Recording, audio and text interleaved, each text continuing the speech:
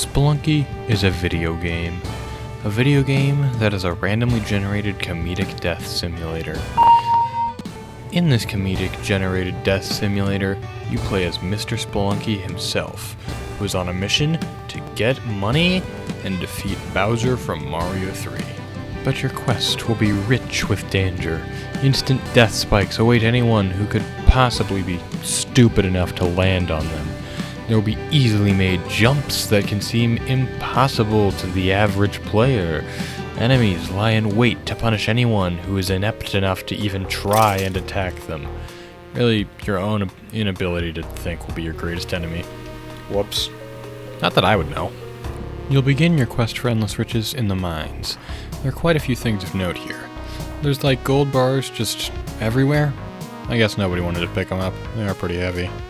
You can also find a cute dog, and he works really well as a meat shield, a projectile, a blood sacrifice, and a spike detector.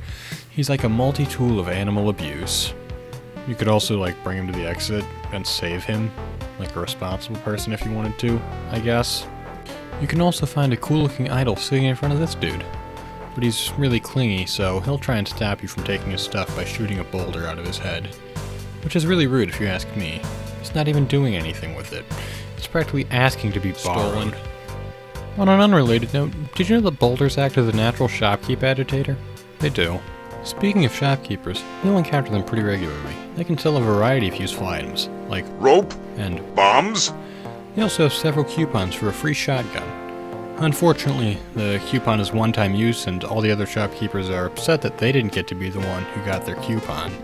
So they'll rush at you, demonstrating that they also have wonderful shotguns for sale. But enough about shotguns. Sometimes in the mines your skin will be crawling, and you'll find yourself in a horrifying spider den. And it means that the level will be filled with giant spiders, and they want to get revenge for all the tiny spiders you've killed. However, if you manage to kill one of the big boys, you can take its precious string and haphazardly strap it to explosives. Because if dying is only an inconvenience, safety can go from the number 1 priority to number 5. Another event you can encounter is the snake pit. If you can get to the bottom of it, you receive a free batic, which you can use to kill yourself. Now that you know everything there is to know about the mines, it's time to head into the jungle. Once in the jungle, everything gets much harder. You'll now encounter tiki traps, which are like sideways spikes. And they were actually the inspiration for motion sensor doors, which did not exist until Spelunky came out. Something else you'll find in the jungle is the man-eater. It eats anything, killing it instantly. Oh, I have bad news about the dog. Including you. You've probably noticed that's kind of a theme with Spelunky. Besides them, there's also the boomerang guys. You'd think having a boomerang thrown at you wouldn't hurt very much, but no, they do.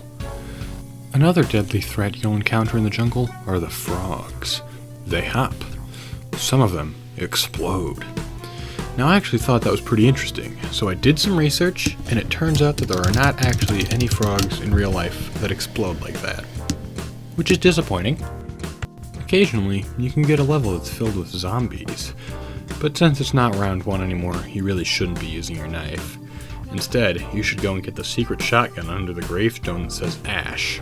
This is actually a reference to Pokemon, where the character Ash used a shotgun to go on a 14-person murder spree in 1968.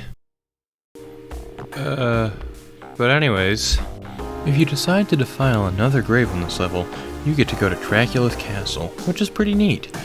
If you're skilled enough, you can get a shield that will let you crush anything in your path. And everything. Whoops!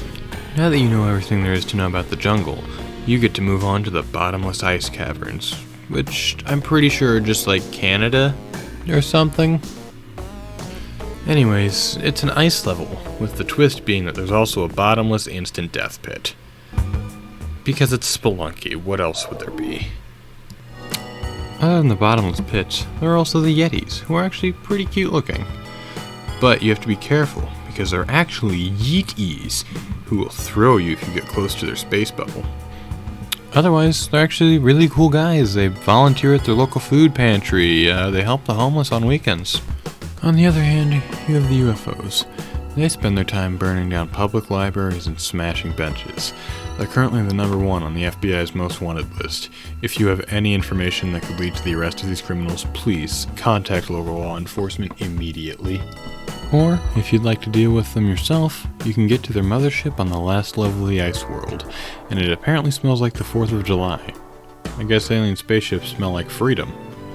Anyways, you can make your way to the top of the ship and kill the alien queen, which lets you get the plasma cannon, a super powerful weapon that can destroy almost anything you point it at.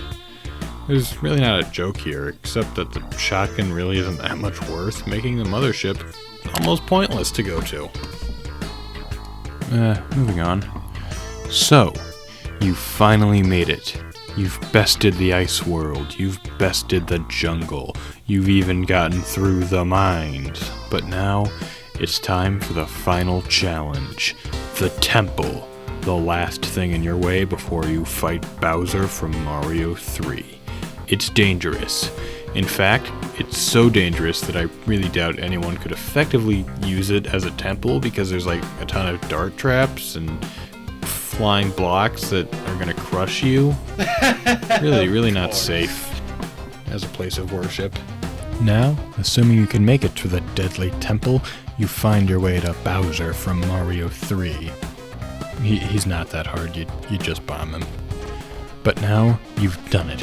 You've beaten Spelunky and become a master of platformers.